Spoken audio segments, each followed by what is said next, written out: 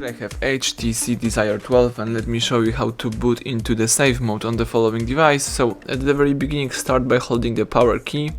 Now let's keep holding the restart. Let's just tap on the restart and keep holding that key. And the following information pops up. So if you would like to reboot to a safe mode, let's tap OK and let's wait a couple of seconds until the safe mode pops up.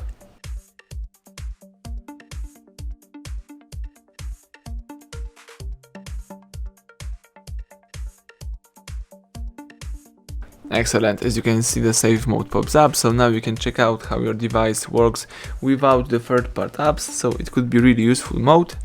And if you would like to quit this, let's just press power key, tap restart and let's wait until the normal mode pops up.